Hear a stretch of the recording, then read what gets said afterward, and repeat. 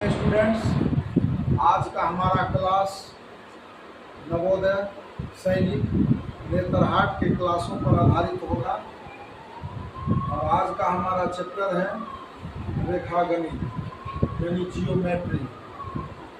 आप लोग रेखागणित को पहले से भी पढ़ते आए होंगे। सबसे पहला सवाल आता है रेखागणित में बिंदु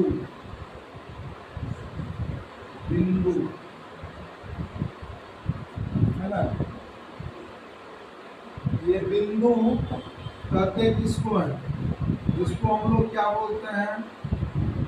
पॉइंट, है ना। इसकी परिभाषा क्या होती है? बिंदु वह है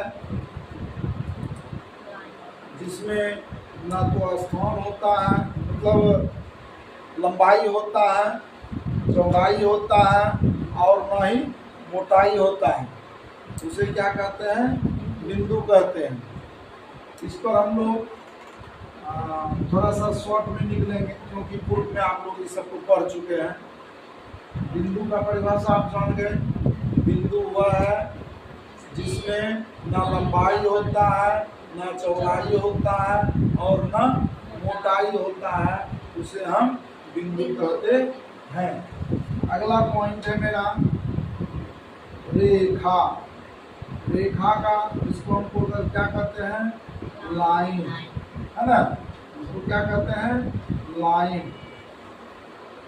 रेखा किसे कहते हैं?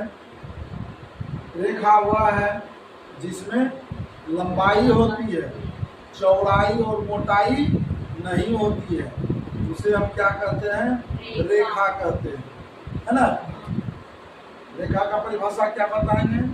रेखा वह है जिसमें लंबाई होती है परंतु चौड़ाई और मोटाई नहीं होती है, उसे हम लोग रेखा कहते हैं। आइए, रेखा जो है हम लोग जानते हैं, रेखा दो प्रकार के होते हैं। एक होता है सरल रेखा, दूसरा होता है वक्र रेखा। सरल रेखा जिसको हम लोग अंग्रेजी में स्ट्रेट लाइन बोलते हैं, STRAIGHT,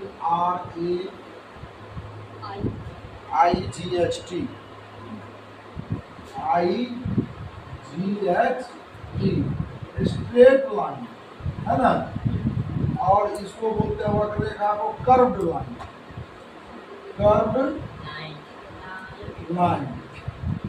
है ना। इस प्रकार से आप देख रहे हैं सरल रेखा और वक्र रेखा। सरल रेखा इस प्रकार से जो जाती हुई रेखा है इसको हम लोग सरल रेखा कहते हैं। वक्र रेखा इस प्रकार से टेढ़ी मेढ़ी जो रेखा होती है इसको हम लोग वक्र रेखा कहते हैं। अब रेखा को हम लोग क्लियर करते हैं, आगे की ओर बढ़ते हैं। अब अगला हमारा है पॉइंट जिस पर हम लोग चर्चा करेंगे, वो है हमारा समांतर रेखा। समांतर रेखा जिसको हम लोग क्या कहते हैं? Parallel line. पैरेलल लाइन, समांतर रेखा। जब दो रेखाएं एक साथ सीधी चलती है, जब दो रेखाएं चलती है और वह एक दूसरे को ना तो काटती है ना ही काटती हुई प्रतीत होती है, उसको हम लोग समांतर रेखा कहते हैं यानी पैरेलल लाइन कहते हैं। ये रेखा L है और ये रेखा M है। देखिए, ये दोनों रेखा ना ही कहीं कट रहा है, एक दूसरे को काट रही है, नहीं काट रही है, और ना ही ऐसा लग रहा है कि इसको और आगे बढ़ाया जाएगा, ये एक दूसरे को कहीं पर काटेगा। ऐसा लग रहा है कि कहीं कटेगा नहीं। तो इस प्रकार की जो रेखाएं होती है उसको हम लोग समांतर रेखा अर्थात पैरेलल रेखा कहते हैं। अब एक आती है ये समांतर रेखा आप लोग समझ गए होंगे। अब इसके बाद आती है तिर्यक रेखा या तिर्यक छेदी रेखा। तिर्यक रेखा, तिर्यक रेखा इसको कहते हैं। कहता है जब दो पैरेलल लाइन को कोई तीसरी रेखा काटते हुए आगे बढ़ती है तो ये क्या कहलाती है? तिर्यक रेखा कहलाती है। क्या कहा? दो या दो से अधिक पैरेलल लाइन, दो या दो से अधिक, दो ही नहीं, तीन भी हो सकता है, चार भी हो सकता है। सारे पैरेलल लाइन को कोई तीसरी रेखा काटती है, वह क्या कहलाती है? तिर्यक रेखा कहलाती है। इसको आप लोग ऐसे समझेंगे, तिर्यक रेखा में ये एंगल 1, ये एंगल 2, ये एंगल 3, ये एंगल 4, ये एंगल 5, ये 6, ये 7 और ये 8।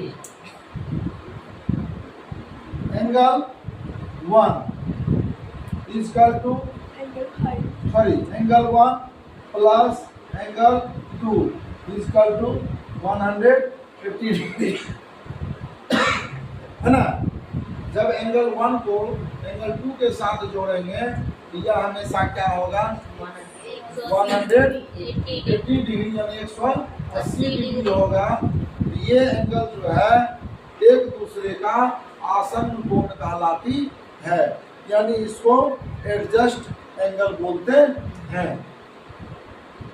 इसी प्रकार से आप देख सकते हैं angle 3 plus angle 4 is equal to 180 degree, angle 5 plus angle 6 is equal to 180 degree, angle 7 plus angle 8 is equal to 180 degree. अब हम लोग चलेंगे angle 1 plus angle 4 is equal to 180 degree. देखिए इधर से बंद कीजिए, ये दोनों रेखा हैं, जब जुटेगा एंगल समझे ना, ये भी 180 डिग्री होगा। Angle 2 plus angle 3 is equal to 180 degree. इसी प्रकार से angle 6 plus angle 7 is equal to 180 degree, angle 5 plus angle 8 is equal to 180 degree होगा। इसको समझ गए आप लोग? Yes sir. दूसरा चीज, इस प्रकार के एंगल को क्या बोलते हैं? मुस्कान, इस प्रकार के एंगल को क्या बोलते हैं? एडजेसेंट एंगल, है ना। एडजेसेंट एंगल का योग हमेशा 180 डिग्री होता है, हिंदी में जिसे हम लोग आसन्न कोण कहते हैं। क्लियर हो गए? यहाँ देखिए, ये इसके सामने का कोण ये है ना। ये कोण हमेशा बराबर होता है, जितना एंगल 1 होगा उतना ही एंगल 3 होगा, जितना एंगल 5 होगा उतना एंगल 7 होगा, एंगल 7 होगा। और एंगल 5, एंगल 1 बराबर एंगल 5, एंगल 1 बराबर एंगल 5, है ना। देख रहे हैं ना। इसी प्रकार से एंगल 2 बराबर एंगल 4, एंगल 2 बराबर एंगल 4। ये सारे कोण जो आमने सामने का कोण होता है त्रियक्षेदी रेखा में, वह आपस में बराबर होता है। इसको आप लोग समझ गए होंगे, है ना। अब हम लोग चलते हैं एक बहुत ही इंपॉर्टेंट पॉइंट के ऊपर, है ना, जिसको हम लोग कहते हैं अनुपूरक कोण, है ना। क्या बोलते हैं? अनुपूरक कोण। अनुपूरक कोण, जिसको अंग्रेजी में क्या बोलते हैं? कॉम्प्लीमेंट्री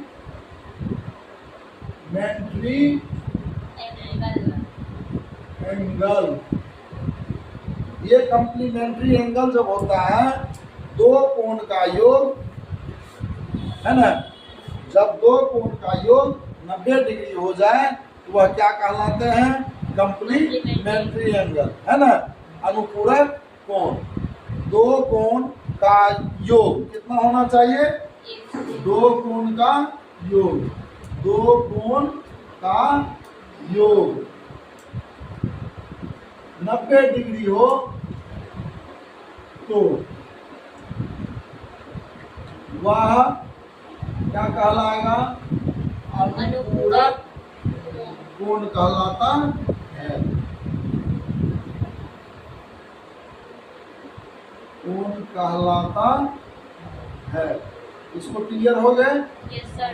समझ गए होंगे? Yes sir. यानी दो एंगल, है ना, ये है एक एंगल, ठीक है। ये क्या है? राइट एंगल है। क्या है? राइट एंगल है। राइट एंगल का मान कितना होता है? 90 डिग्री होता है। पूर्व में भी आप लोग पढ़े हुए हैं। Yes sir. राइट एंगल कितना होता है? 90 डिग्री होता है। इसमें मान लिया जाए इस प्रकार से एंगल निकला हुआ है, यदि ये एंगल जो है 30 डिग्री है, ये एंगल कितना होगा? 60 डिग्री होगा, क्योंकि ये दोनों एंगल जो है वो क्या है? कम्प्लीमेंट्री एंगल है। इन दोनों को जब जोड़ेंगे, है ना, ये ए हो गया, ये बी हो गया, ये सी हो गया, ये डी हो गया, है ना। कहने का मतलब है angle A B D plus angle C B D equal to 90 degree. आप क्या लिखे हैं? दो कोण का योग 90 डिग्री हो। देखिए दोनों कोण का योग 90 डिग्री हो रहा है, तो यह कैसा कहलाएगा? अनुपूरक कोण कहलाएगा। इसमें यदि आपको ए बी डी मालूम नहीं है ना, मालूम नहीं है, और एंगल आपको सी बी डी दिया हुआ है 30 डिग्री, तो बराबर 90 degree angle A B D इसका क्या हो जाएगा? 90 डिग्री माइनस 30 डिग्री बराबर 60 डिग्री। यही क्या हो जाएगा? या इस प्रकार से दे दे, या किसी अनुपूरक कोण में एक कोण क्या है? 30 डिग्री है, तो दूसरा कोण कितना होगा? हम लोग आंख बंद करके 90 में से 30 घटा देंगे, है ना। 90 में से 30 घटा देंगे, जितना मान देगा। हो सकता है ये नहीं दिया हुआ है ना, ये दिया हुआ है ना। किसी अनुपूरक कोण में एक कोण 60 डिग्री है, तो दूसरा कोण कितना होगा? तो 90 में से 60 घटा देंगे, कितना हो जाएगा? 30 डिग्री हो जाएगा, यानी 30 डिग्री हो जाएगा। इस प्रकार से आप लोग अनुपूरक कोण का मान निकाल सकते हैं। अब आता है आपका सप्लीमेंट्री एंगल, है ना। क्या आता है? सप्लीमेंट्री एंगल, यानी संपूरक कोण। क्या है?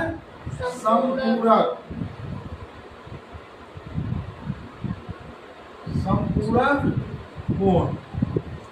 इसको क्या कहें?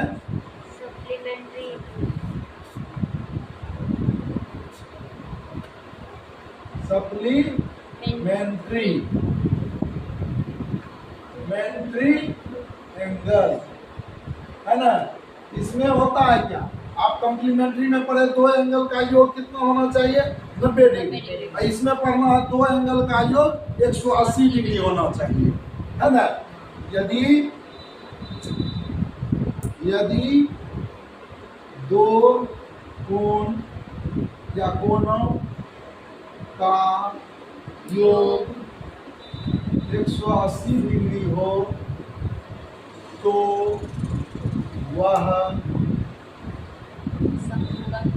संपूरक कोण या सप्लीमेंट्री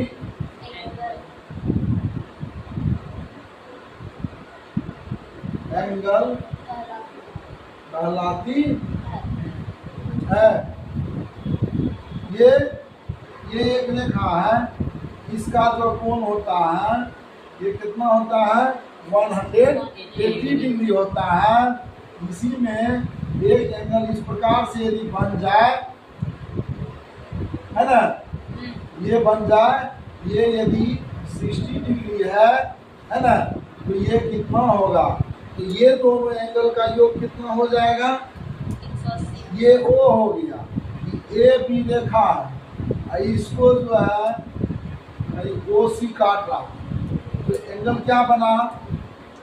ए ओ सी प्लस बी ओ सी बराबर क्या हो जाएगा?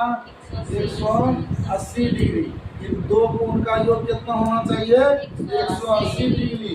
इसमें इस प्रकार से दे देगा, यदि किसी संपूरक कोण का एक कोण 60 डिग्री है तो दूसरा कोण कितना होगा? तो आप आंख बंद करके कुछ नहीं सोचना है, जैसे देखिए सप्लीमेंट्री एंगल है, संपूरक कोण है, तो हम 180 डिग्री में से जितना भी होगा एक कोण दिया हुआ उसको हम घटा देंगे, जो आएगा हमारा वही आंसर हो जाएगा, है ना। आइए आगे हम लोग कोण के बारे में पढ़ते हैं, अर्थात एंगल के बारे में पढ़ते हैं। एंगल कहते हैं किसको? कहता है किसी बिंदु पर जब दो सरल रेखाएं मिलती है उसमें जो झुकाव होता है उसी को हम लोग कोण कहते हैं। जैसे देखिए ये एक सरल रेखा और दूसरा सरल रेखा, ये दोनों एक दूसरे पर झुका हुआ है, तो इसमें जो ये झुकाव पैदा हुआ, ये जो झुका हुआ, यही जो है क्या कहलाता है? कोण कहलाता है, यानी एंगल कहलाता है। और एंगल को हम लोग इस चिन्ह के द्वारा इंडिकेट करते हैं। जैसे ये है एंगल ए बी सी, इस कोण का नाम लिखना होगा, तो हम हमेशा इस एंगल इसको बीच में रखेंगे, इसका भी नाम लिखना होगा, इसको बीच में रखेंगे। इस प्रकार से हम लोग एंगल को लिखेंगे, है ना। एंगल यानी कोण। अब है कोण के प्रकार। तो सबसे पहली बात आप लोग पूर्व में भी पढ़े होंगे कोण। कोण के बारे में सबसे पहले एक आता है समकोण। क्या है? समकोण। इसको हम लोग क्या बोलते हैं? Right angle. क्या बोलते हैं? Right angle. राइट एंगल, है ना। और राइट एंगल का कोण हमेशा कितना होता है? 90 डिग्री होता है। याद रखिएगा, इस प्रकार का जब एंगल होगा, है ना, लंबवत, जब एक सरल रेखा पर दूसरा सरल रेखा लंबवत पड़ता है, इससे जो ये कोण तैयार होता है, ये क्या हो गया? राइट एंगल हो गया। और राइट एंगल का कोण हमेशा कितना होता है? 90 डिग्री होता है। और दूसरा एंगल हो गया हमारा न्यून कोण। न्यून कोण, इसको अंग्रेजी में क्या बोलते हैं? Acute angle. क्या बोलते हैं? Acute angle. एंगल। ये एक्यूट एंगल क्या होता है ना। ये हमारा एक्यूट एंगल, ये एंगल यानी एक्यूट एंगल जो होता है वह हमेशा 90 डिग्री से छोटा होता है। 90 डिग्री से छोटा। 90 डिग्री से जो भी छोटा एंगल होगा उसको हम लोग क्या बोलेंगे? न्यून कोण। क्या बोलेंगे? न्यून कोण। और तीसरा हमारा है अधिक कोण। क्या है? अधिक कोण। अधिक कोण। अधिक कोण को क्या बोलते हैं? Obtuse angle. Obtuse angle. क्या बोलते हैं? Obtuse angle. ऑब्ट्यूज एंगल का मान कितना होता है ना? 90 डिग्री से बड़ा। 90 डिग्री से बड़ा और 180 डिग्री से छोटा। 180 डिग्री से छोटा, है ना। जो एंगल होता है उसको क्या बोलते हैं? अधिक कोण यानी ऑब्ट्यूज एंगल, है ना। ये आप समझ गए, समकोण, न्यून कोण और अधिक कोण। अब जो चौथा एंगल है वो है हमारा, वो वो है हमारा रीजू कोण। क्या है? रीजू कोण। चौथा क्या है? रीजू कोण। रीजू कोण को क्या बोलते हैं? अंग्रेजी में बोलते हैं straight angle. STRAIGST, straight angle. यानी ये एंगल जो है हमारा 180 डिग्री के बराबर होता है ना। स्ट्रेट एंगल क्या होता है? 180 इस प्रकार से ये जो रेखा खींची हुई है, इसके किसी बिंदु पर यदि हम चाप को इस प्रकार से घुमा देते हैं, ये हमारा क्या हो गया? रीजू कोण हो गया, यानी स्ट्रेट एंगल हो गया। इसका मान हमेशा कितना होता है? 180 डिग्री होता है ना। और पांचवा हो गया हमारा पुनर्युक्त कोण, है ना। क्या है? पुनर्युक्त कोण। पुनर्युक्त कोण, है ना। क्या हुआ? पुनर्युक्त कोण, जिसको रिफ्लेक्स एंगल बोलते हैं, है ना। रिफ्लेक्स एंगल क्या बोलते हैं? रिफ्लेक्स एंगल, है ना।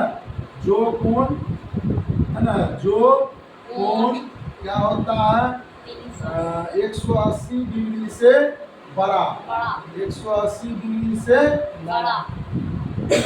बड़ा और 360 डिग्री से छोटा, है ना, होता है ना। उसको क्या कहते हैं हम लोग? पुनर्युक्त कोण कहते हैं, यानी रिफ्लेक्स एंगल कहते हैं। क्या कहते हैं? रिफ्लेक्स एंगल कहते हैं। और एक कोण के बारे में आप लोग समझ लीजिए, जिसको बोलते हैं सम्मुख कोण। क्या बोलते हैं? सम्मुख कोण, है ना। सम्मुख मतलब सामने, है ना। सम्मुख मतलब सामने, सामने वाला कोण। जैसे जब लंबवत रूप से एक दूसरे को, जब दो सरल रेखाएं एक दूसरे को काटती है ना। जब दो सरल रेखाएं एक दूसरे को काटती है, किसी बिंदु पर काटती है, तो वो क्या कहलाती है? सम्मुख कोण।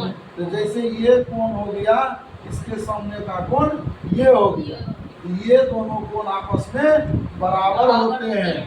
और ये कोण बराबर ये कोण होता है, यानी इसको ये मान लें, इसको 2, इसको 3 और इसको 4। हम लोग कह सकते हैं कि एंगल 1 बराबर एंगल 3 और एंगल 2 बराबर एंगल 4, है ना। यदि आपका एंगल 1 दिया हुआ है, मान लिया जाए 75 डिग्री, तो एंगल 3 कितना हो जाएगा? 75 ये भी आपका 75 डिग्री हो जाएगा। और एंगल 2 यदि आपको दिया हुआ है 105 डिग्री, तो इसके सामने वाला एंगल क्या हो जाएगा? ये भी 105 डिग्री हो जाएगा। यानी एंगल 2 यदि आपका क्या है? 105 डिग्री है, तो एंगल 4 भी क्या हो जाएगा? 105 डिग्री हो जाएगा। इस प्रकार से सम्मुख कोण आपस में बराबर होते हैं। इस चीज को याद रखना आपको, सम्मुख कोण आपस में बराबर होते हैं। अब हम लोग चलते हैं त्रिभुज की ओर, है ना। आज का हमारा ये टॉपिक है त्रिभुज, जिसको अंग्रेजी में हम लोग क्या बोलते हैं? ट्रायंगल। क्या बोलते हैं? ट्रायंगल, त्रिभुज। जैसा कि नाम से ही प्रतीत होता है, इसके नाम में ही इसकी परिभाषा छिपी हुई है, त्रिभुज। इसको जब संधि विच्छेद करेंगे तो क्या हो गया? त्रि प्लस भुज। त्रि मतलब 3, त्रि मतलब 3, और भुज मतलब क्या हुआ? भुजा। क्या हुआ? भुजा। यानी 3 भुजाओं से जो घिरे क्षेत्र हैं, उसको हम लोग त्रिभुज कहते हैं। 3 भुजाओं से घिरे क्षेत्र को त्रिभुज कहते हैं, है ना। इस बात को याद रखिएगा। अभी हम क्या बताए परिभाषा? 3 भुजाओं से घिरे भुजाओं से घिरे घिरे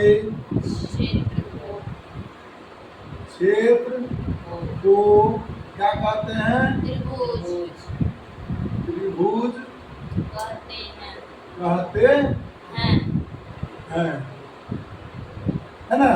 इन भुजाओं से घिरे क्षेत्र को त्रिभुज कहते हैं। इस बात को याद रखना है। दूसरा पॉइंट याद रखना है आपको, त्रिभुज